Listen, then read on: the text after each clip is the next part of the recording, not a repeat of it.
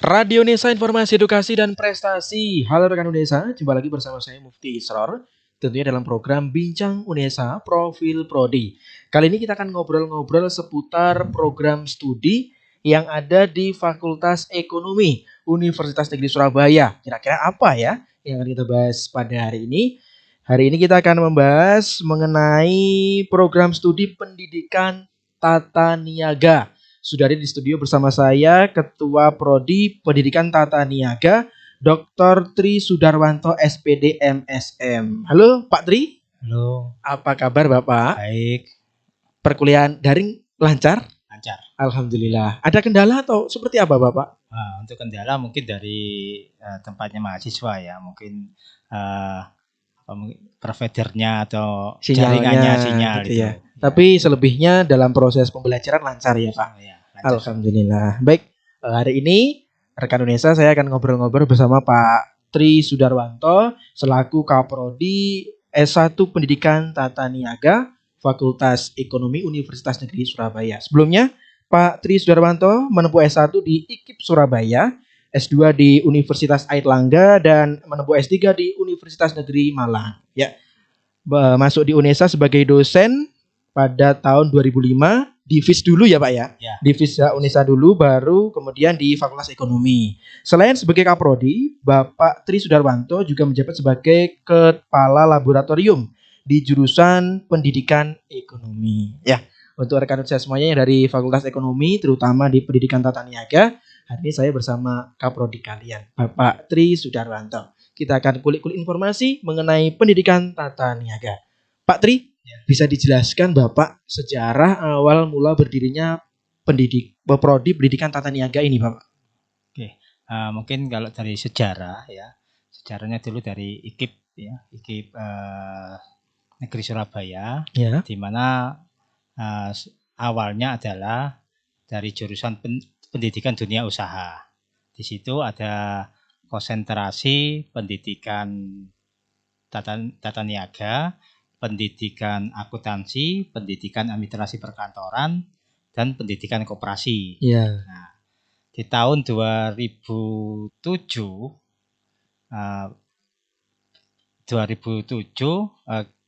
yang dulunya dari awalnya masuk di Fakultas Ilmu Sosial, kita bergabung di Fakultas Ekonomi.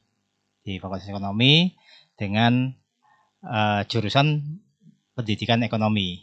Nah, di jurusan pendidikan ekonomi ada prodi yang sama, ya prodinya sama, tetapi mungkin di pendidikan koperasi itu berganti nama menjadi prodi pendidikan ekonomi. Iya. Itu ada sama seperti itu. Nah, terus kita bergabung di Fakultas Ekonomi di tahun 2007 itu. Berarti sudah ada semenjak IKIP Surabaya ya Bapak ya? Kemudian pada tahun 2007 bergabung di Fakultas Ekonomi ya. Pendidikan Tata Niaga ini. Berarti sudah lama sekali ya Pak. Ya. Kemudian visi dan misi dari Prodi Pendidikan Tata Niaga ini apa Bapak? Untuk visi di Prodi Pendidikan Tata Niaga adalah menjadikan prodi yang unggul sesuai dengan keilmuan di tahun untuk meningkat menjadi prodi yang dengan standar internasional di tahun 2025. Itu visinya. Nah, misinya adalah nomor satu adalah menyelenggarakan pendidikan S1 di pendidikan tata niaga.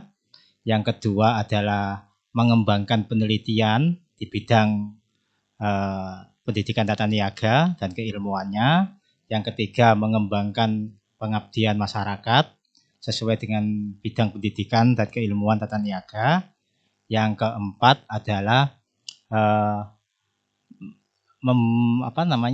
menjadikan tata niaga itu menjadi prodi yang bisa memberi kepuasan kepada pelanggannya. Yang kelima, meningkatkan jaringan sesuai dengan dari stakeholder atau mungkin dari alumni atau mungkin dari pengguna. Ya. Yang terakhir adalah meningkatkan jiwa kewirausahaan. Itu salah satu misi dari Prodi Pendidikan Tata Niaga. Luar biasa. Jadi rekan Unesa semuanya berbanggalah yang pada kali ini kalian sudah bergabung menjadi bagian dari Prodi Pendidikan Tata Niaga ini ya. Kemudian untuk daya tampung Bapak, daya tampung jumlah mahasiswa di Prodi Pendidikan Tata Niaga ini berapa Pak? Dari tahun ke tahun memang di Pendidikan Tata Niaga mengalami kenaikan ya, biarpun kenaikannya sangat sedikit ya, karena sekarang ini untuk menjadi seorang guru itu sekarang tingkat persaingannya juga semakin banyak. Betul. Semakin banyak, dan juga banyak prodi-prodi yang atau mungkin universitas yang membuka di prodi pendidikan. Iya. Ya, rata-rata di tempat prodi pendidikan tata niaga itu sekitar 200-an untuk pendaftarnya. Tapi daya tampung biasanya untuk tiap tahun itu sekitar 60-an. Pendaftarnya dari berbagai jalur ya Pak kalau begitu ya. Dari SNMPTN, SBM sampai SPMB itu sekitar 200-an. Ya, 200-an. Kemudian 200-300-an ya. 200-300. Kemudian yang diambil 60 Ya, mahasiswa 60 mahasiswa setiap angkatannya. Terbagi berapa kelas Bapak? 2 kelas. 2 kelas ya. Jadi 30-30 ya Pak. 30, Satu kelas 30. Kemudian minat dari para calon mahasiswa ini seperti apa Pak setiap tahunnya? Apakah juga sangat bagus ataukah seperti apa? Biasanya memang minat itu kan dipengaruhi sama minat mahasiswa untuk menjadi seorang guru. Betul. Nah, dari seorang guru itu memang di bidang pendidikan tata niaga itu sekupnya adalah menjadi calon guru SMK di bidang bisnis dan pemasaran. Kalau di SMK ada prodi bisnis dan pemasaran, itu adalah salah satu output calon dari mahasiswa jadi guru di bidang tersebut. Nah, ini yang mungkin sekarang ini memang animo masyarakat untuk menjadi guru sudah semakin bagus ya. Ada kenaikan karena memang dirasa karena menjadi seorang guru sekarang ini tingkat mungkin pengorbanan dan apa yang dia dapatkan itu sudah sebanding. Betul. Karena sudah ada sertifikasi guru. Betul. Yang penting bagi calon-calon guru tadi meningkatkan kompetensinya itu. Mungkin juga salah satunya nanti banyak calon-calon yang guru itu juga ikut PPG prajabatan. Misalkan dia mau menjadi guru. Tetapi tidak menutup kemungkinan juga kalau di pendidikan tata niaga itu tidak harus jadi guru. Ya, mungkin banyak yang jadi praktisi di bidang bisnis dan pemasaran. Ya, itu yang semakin tahun juga semakin banyak para mahasiswa kita yang jadi praktisi selama ini di bidang pemasaran. Gitu. Jadi tidak hanya menjadi guru saja ya lulusan dari prodi pendidikan tata niaga ini, melainkan juga ada yang jadi praktisi di bidang ekonomi, mungkin seperti itu ya Pak. Kemudian apakah ada ilmu khusus yang harus dipersiapkan ketika mungkin saat ini siswa-siswi SMA yang berminat untuk masuk di prodi pendidikan tata niaga Bapak? Ya, untuk calon ya berarti ya. Betul. Calon mahasiswa yang mau masuk di pendidikan tata niaga, memang kita kan tidak hanya menjadikan calon mahasiswa itu untuk menjadi sosok guru, tetapi juga praktisi di bidang pemasaran. Tentu yang paling penting adalah cara berkomunikasi ya. Cara berkomunikasi, karena jadi guru pun juga harus punya rasa percaya diri, punya motivasi dan bisa mengembangkan diri. Karena di bidang pendidikan untuk jadi calon guru, bagaimana kita nanti bisa belajar teori-teori dalam mengelola kelas, kelas, terus mungkin media pembelajaran atau mungkin sumber-sumber belajar yang lain berkaitan dengan aktivitas dia menjadi seorang guru.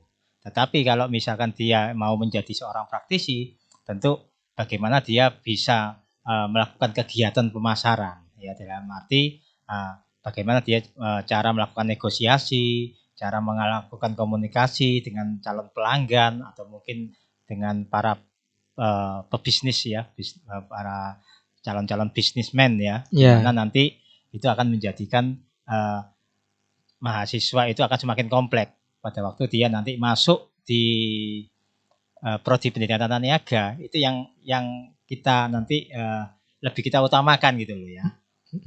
Untuk bagaimana cara mahasiswa itu melakukan kegiatan negosiasi, mungkin kerjasama, komunikasi, dan juga untuk persiapan dia sebagai calon seorang pendidik. Itu yang harus disiapkan. Ya, baik. Terima kasih Pak Tri Sudarwanto. Kemudian yang ingin saya tanyakan lagi, apa saja sih yang dipelajari di prodi pendidikan tata niaga ini? Karena basisnya kan kependidikan ya Bapak. Kependidikan, kira-kira apa saja yang dipelajari?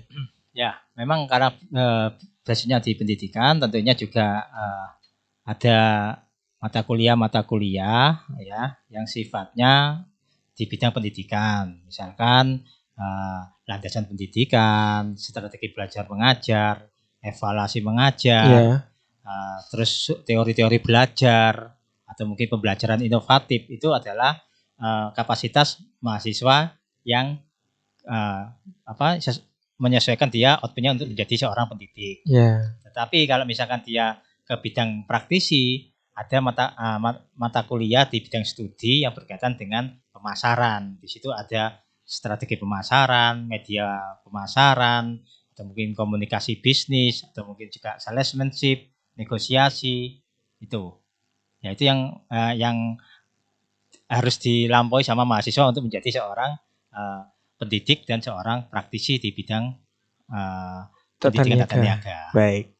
Luar biasa rekan UNESA, perbincangan saya bersama Pak Tri Sudarwanto mengenai program studi pendidikan tata niaga UNESA. Selanjutnya nanti kira-kira apa saja sih fasilitas yang ada di prodi pendidikan tata niaga dan bagaimana prodi pendidikan tata niaga ini menghadapi perkuliahan di masa pandemi. Sesaat lagi jangan kemana-mana, tetap di Bincang UNESA Profil Prodi.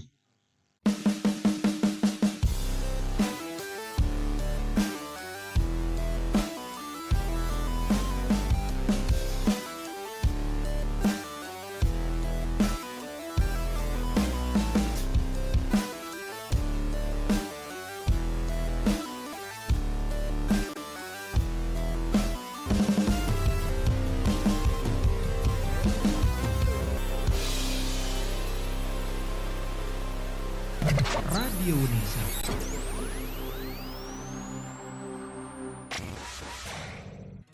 Radio UNESA, informasi edukasi dan prestasi, hadir sejak 13 Februari 2020 bertepatan dengan Hari Radio Sedunia. Radio UNESA memenuhi kebutuhan informasi seluruh sivitas akademika UNESA dan masyarakat. Melalui informasi edukasi hingga hiburan disajikan selama 24 jam non-stop. Rekan UNESA bisa mendengarkan via streaming di radiounesa.com atau www.unesa.ac.id.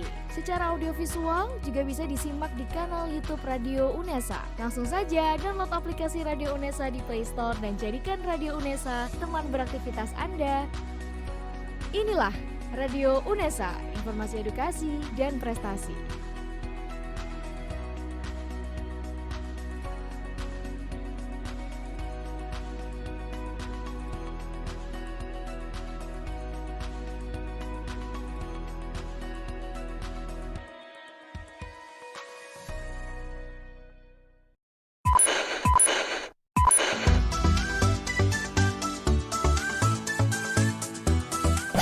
Radio UNESA.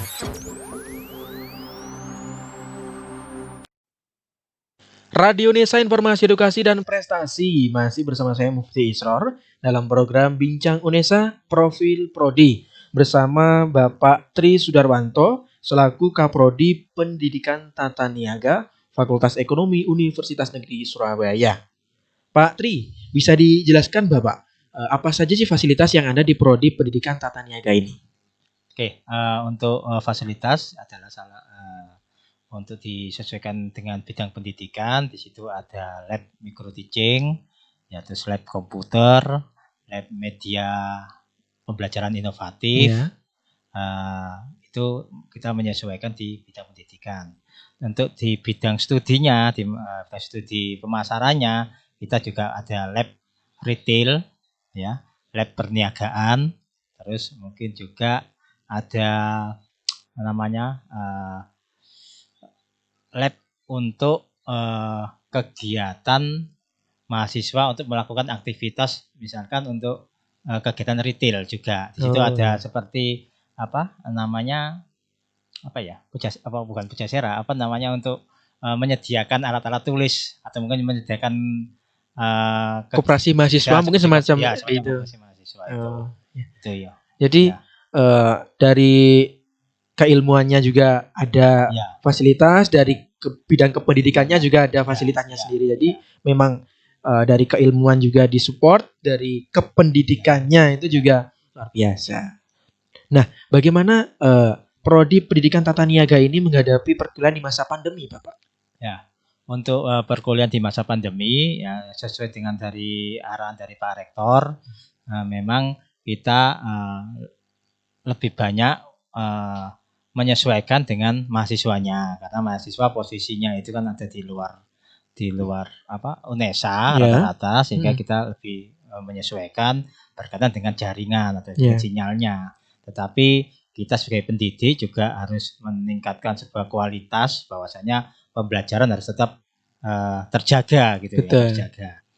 Di mana Pak Rektor pun sudah banyak memberikan bantuan dan arahan berkaitan dengan kegiatan-kegiatan daring. Ya, mungkin salah satunya di Fakultas Ekonomi, di jurusan Pendidikan Ekonomi juga, atau mungkin di Prodi Pendidikan Tata Niaga, kita juga punya Zoom yang bisa dipakai para dosen, para dosen. Sehingga kita tinggal milih aja, kalau seandainya kita bermasalah dengan wifi atau sinyal, mungkin bisa memakai dari punya jurusan, punya prodi, atau mungkin punya fakultas. Iya. Jadi sudah lebih siap ya Pak, dari semester sebelumnya kan. Di awal kita masih perkuliahan tatap muka, di tengah-tengah kita daring. Jadi masih agak penyesuaian gitu. Jadi di semester ini kan full daring. Jadi sudah siap begitu ya Pak. Jadi kendala-kendala itu bisa dilalui semuanya. Ya memang kita harus memaklumi ya, karena memaklumi dengan posisi pandemi ini hampir 98% pun mahasiswa itu sudah di rumahnya masing-masing. Betul. Dan kita juga tidak tahu posisi atau mungkin wilayah geografis dari mahasiswa untuk menyesuaikan apakah nanti perkuliahan bisa berjalan dengan lancar atau enggak. Tetapi kita sebagai pendidik yang penting menyiapkan segala sesuatunya. Itu. Baik, luar biasa. Jadi Prodi Pendidikan Tata Niaga ini juga sudah siap dalam menghadapi perkuliahan daring. Nah, bagaimana pendidikan tata niaga seperti imbauan Mas Menteri mengenai kampus merdeka dan kurikulum merdeka belajar, Bapak? Bagaimana dari Prodi Pendidikan Tata Niaga menyikapi ini? Nah, kita sebagai untuk meningkatkan arahan dari Mas Menteri berkaitan dengan kurikulum merdeka belajar, memang kita sudah melakukan kegiatan pertukaran dosen sama pertukaran mahasiswa. Ya, salah satunya melalui APSIBI. Ya, melalui APSIBI, di mana APSIBI itu adalah asosiasi dari pendidikan tata niaga seluruh Indonesia. Ya, kita juga melakukan pertukaran dosen atau mungkin pertukaran mahasiswa.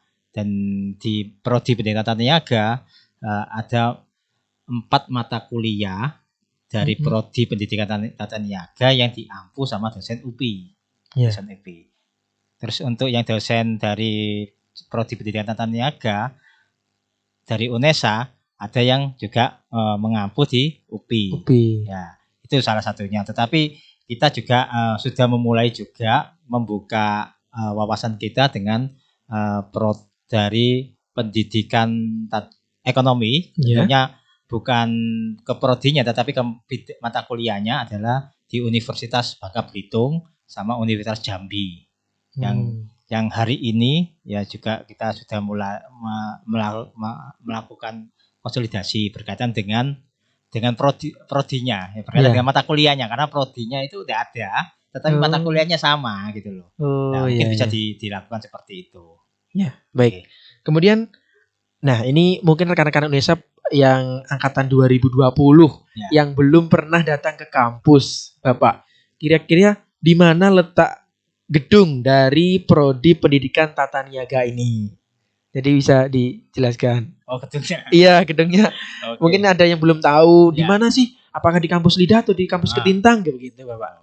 Iya. Ya, saya kira mungkin mahasiswa sudah tahu ya, karena Iya. mahasiswa juga di webnya Prodi Pendidikan Tata Niaga itu juga bisa dilihat ya di Iya. situ juga. Terus juga memang tempatnya ya bagi yang belum tahu, memang Prodi Pendidikan Tata Niaga itu letaknya di kampus Ketintang ya, di depannya di gedung G5.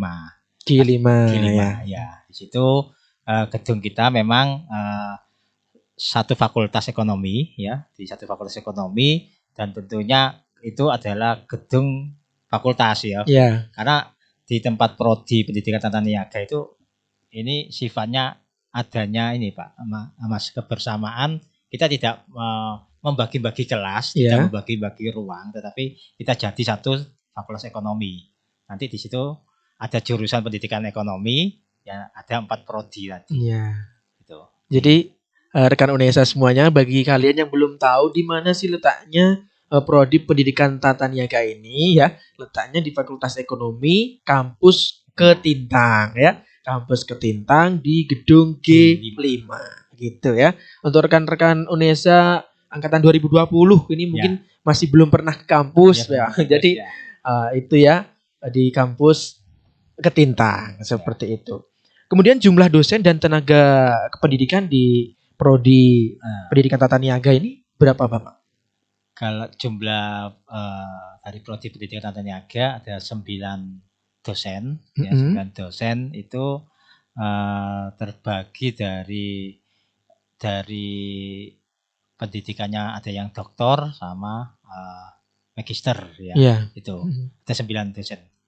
9 dosen. Ya. Untuk tenaga kependidikannya? Tenaga Tendiknya ada 2. Tendiknya 2. Iya. Jadi ada dosennya 9, kemudian tendiknya 2. Kemudian selain berkuliah, apakah ada kegiatan-kegiatan lain yang menunjang di Prodi Pendidikan Tata Niaga ini, Pak? Mungkin himpunan mahasiswa Prodi atau komunitas-komunitas yang menunjang kegiatan selain berkuliah di kelas seperti itu. Oh ya. Di kegiatan mahasiswa memang banyak ya. Kegiatan mahasiswa itu banyak. Memang kaitannya dari Prodi pun, dari himpunan Prodi. Iya. Itu memang ada banyak kegiatan dari kemahasiswaan. Yang mungkin sekarang ini seperti Ekoli itu Olimpiade Pendidikan Ekonomi, itu juga meliputi 4 prodi. Yeah. Ya, itu yang sekarang ini juga menjadi nilai tambah, nilai plus, karena kegiatan Ekoli itu salah satu kegiatan Ekoli itu meliputi seluruh Indonesia, sehingga pesertanya itu seluruh Indonesia. Yaitu biarpun tapi sekarang dengan adanya daring online itu ya memang lebih lebih mengurangi ya, lebih mengurangi ya. Tapi kalau pada waktu kita sebelum pandemi itu waduh luar biasa pesertanya itu yang dilakukan mahasiswa. Apalagi sekarang ini juga mahasiswa Prodi juga sering melakukan kegiatan-kegiatan berkaitan dengan pandemi, mungkin membantu para masyarakat yang terdampak. Betul. Terdampak, apakah itu nanti bentuknya dalam pemberian alat-alat kesehatan atau mungkin sembako untuk para mahasiswa yang belum pulang. Terus bagi masyarakat yang terdampak itu juga sudah dilakukan para mahasiswa. Gitu. Baik, luar biasa rekan Unesa, obrolan saya bersama Bapak Tri Sudarwanto dari Pendidikan Tata Niaga Fakultas Ekonomi Universitas Negeri Surabaya. Kira-kira lulusan dari Prodi Pendidikan Tata Niaga ini sudah tersebar kemana saja ya? Dan sudah menduduki posisi apa saja? Nanti kita tanya-tanya seputar alumni dari Pendidikan Tata Niaga Fakultas Ekonomi Universitas Negeri Surabaya. Jangan kemana-mana, tetap di Bincang Unesa.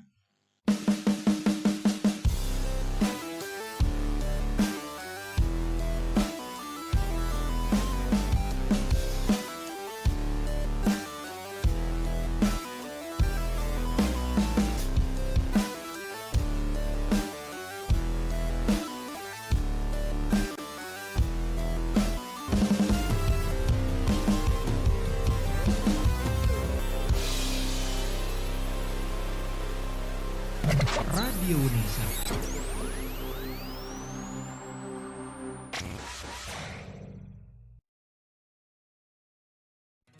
Radio Unesa Informasi Edukasi dan Prestasi hadir sejak 13 Februari 2020 bertepatan dengan Hari Radio Sedunia. Radio Unesa memenuhi kebutuhan informasi seluruh sivitas akademika Unesa dan masyarakat. Melalui informasi edukasi hingga hiburan disajikan selama 24 jam non-stop. Rekan Unesa bisa mendengarkan via streaming di radiounesa.com atau www.unesa.ac.id. Secara audiovisual juga bisa disimak di kanal YouTube Radio Unesa. Langsung saja download aplikasi Radio Unesa di Play Store dan jadikan Radio Unesa teman beraktivitas Anda. Inilah Radio Unesa, informasi edukasi dan prestasi.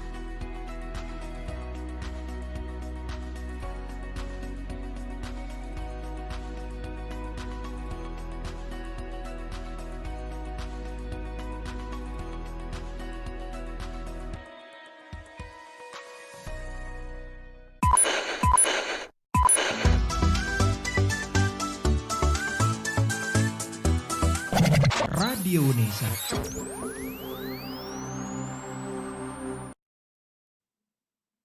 Radio Unesa Informasi Edukasi dan Prestasi masih bersama saya Mufti Isror, tentunya dalam program Bincang Unesa Profil Prodi S1 Pendidikan Tata Niaga bersama Dr. Tri Sudarwanto SPD MSN. Rekan Unesa jangan lupa untuk senantiasa menyimak podcast kami di Spotify ataupun Anda juga bisa menyimak via audio visual di YouTube channel Radio Unesa dan nikmati sajian musik-musik dan juga informasi di platform resmi kami di www.radiounesa.com atau download aplikasinya di Play Store. Ya, kita lanjut ngobrol lagi bersama Pak Tri Sudarwanto. Pak Tri, tadi bisa dijelaskan alumni-alumni dari Prodi Pendidikan Tata Niaga ini sudah tersebar kemana saja, Pak? Tadi Bapak sudah menjelaskan secara umum menjadi guru SMK, kemudian praktisi. Nah, kemudian penyebarannya di mana saja untuk pekerjaannya gitu. Oke. Banyak para alumni dari pendidikan tata niaga yang menjadi seorang guru ya, pendidik, dan itu hampir seluruh Indonesia ya. Mungkin seperti kemarin itu kita kan ada PPG, yang hari PPG itu adalah guru-guru SMK dari Prodi Pendidikan Tata Niaga. Dan kebanyakan dari peserta itu 70% adalah alumni dan dia adalah guru-guru dari Kalimantan, NTB untuk sekarang ini, yang PPG sekarang ini. Jadi itu menunjukkan sebagai bukti kalau mahasiswa Prodi Pendidikan Tata Niaga banyak yang menjadi yang tersebar di seluruh Indonesia. Seluruh Indonesia ya, gitu di Papua, di Sulawesi, di Kalimantan, ya. Itu yang bisa kita potret pada waktu ada kegiatan PPG itu untuk pendidikan. Terus juga untuk praktisi banyak mahasiswa kita juga alumni yang jadi namanya praktisi dalam marketing ya. Di situ kemarin ada yang dari ke Gudang Garam, ke Wismilak, terus ke Wing, atau mungkin banyak juga yang di bank ya, perbankan juga gitu loh. Sehingga itu kan bukan hanya sekedar bahwa mahasiswa kita hanya sekedar menjadi seorang marketing atau mungkin seorang guru, tapi karena mungkin mahasiswa itu punya performan ya, performan yang bisa diandalkan, punya daya saing, sehingga dia punya kemampuan melihat sebuah peluang gitu loh. Itu yang menjadikan kita harus yakin bahwasanya mahasiswa itu bukan hanya jadi seorang guru, bukan hanya jadi seorang marketing, tetapi bisa ke bidang yang lain selama mahasiswa itu mampu. Dan ini terbukti dengan banyaknya alumni PTN yang jadi praktisi juga, mulai perbankan, mulai perusahaan-perusahaan besar. Ya. Kemarin saya ketemu mahasiswa di Medan, ya, di Medan itu pada waktu di bandara, saya ketemu mahasiswa saya angkatan 2002. Ternyata dia jadi audit perusahaan swasta, ya, perusahaan swasta, ya. Ternyata itu saya kira dia menjadi marketing ternyata, karena dia menjadi auditor gitu loh. Berarti saya bangga bahwasanya mahasiswa itu punya kemampuan yang lebih sebetulnya. Itu yang harus dipahamkan ke para mahasiswa itu. Jadi tidak menutup kemungkinan lulusan pendidikan tata niaga itu untuk berkarir Ya. di luar kependidikan ya Pak ya. Jadi ya bergantung mahasiswanya masing-masing seperti apa dia menggunakan ilmu yang sudah dipelajari untuk meraih kesuksesan di luar sana seperti itu. Mungkin contohnya kalau misalkan seperti saya dulu, Iya. saya dulu dari alumni IKIP Negeri Surabaya angkatan 1994. Ya. Saya lulus di 1998. Terus dari 98 itu saya kerja di detailer ya detailer. Di bank gitu. Detailer itu ke dokter-dokter. Oh. Ya. Manis kita supervisi ke dokter-dokter. Iya, Nah, iya. Ya itu selama 6 tahun ya itu mungkin menunjukkan bahwasanya seharusnya saya harus jadi guru. Seharusnya saya jadi seorang marketing Iya, kan. betul. Tapi saya menjadi seorang detailer. Detailer itu adalah tugas dari maksudnya seseorang yang harus meyakinkan dokter untuk memakai sebuah produk obat.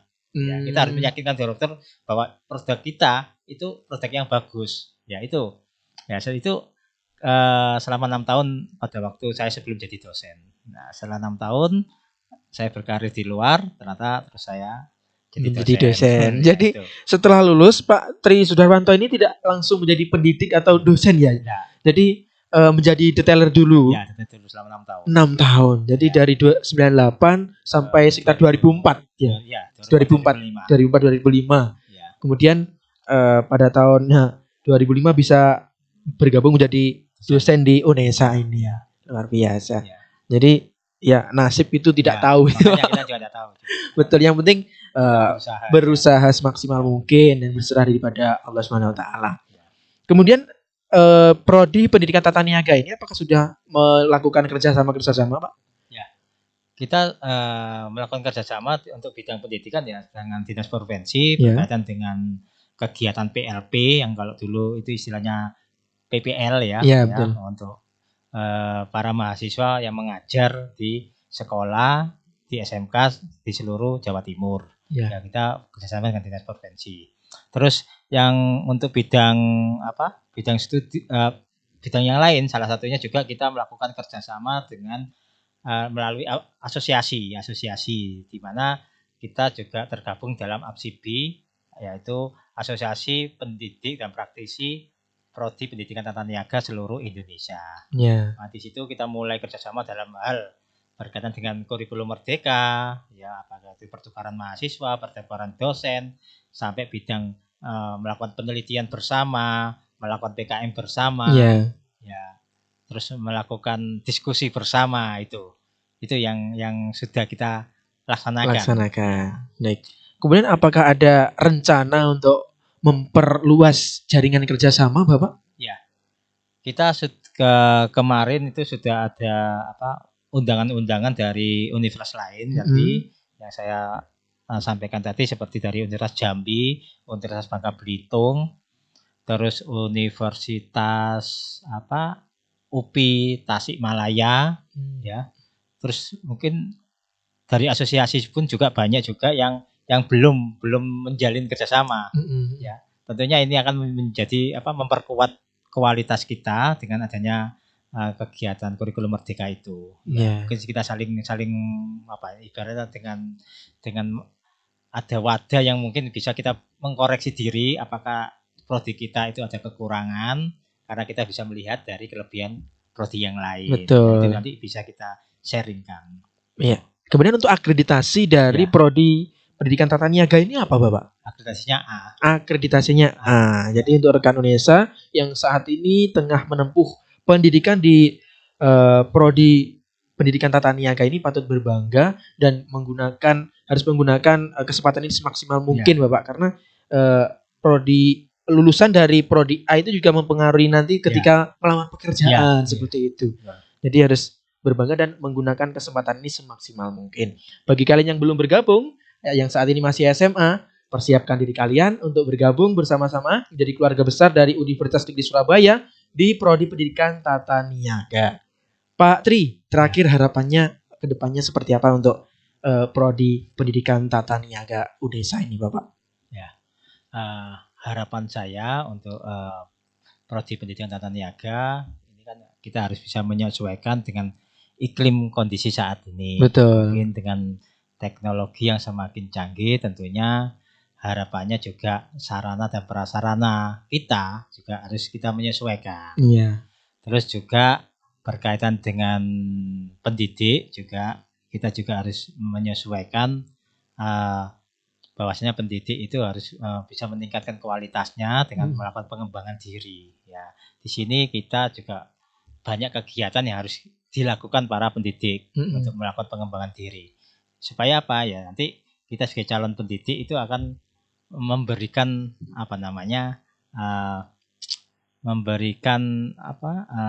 sumbangsi ya bahwasanya kita harus bisa menjadikan anak didik kita menjadi anak didik yang super. Betul. Super.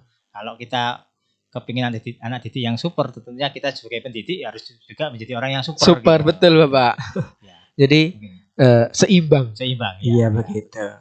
Baik rekan desa, demikian obrolan saya bersama Pak Dr. Tri Sudarwanto SPD MSM selaku Ketua Program Studi Pendidikan Tata Niaga Fakultas Ekonomi Universitas Negeri Surabaya. Jadi untuk kalian semua semoga bisa memetik ilmu dan pengalaman-pengalaman baru dari obrolan yang sudah kami sajikan untuk Anda. Jangan lupa untuk stay tune terus di Radio Unesa, like, comment, subscribe video-video kami di YouTube Radio Unesa. Kami pamit, terima kasih.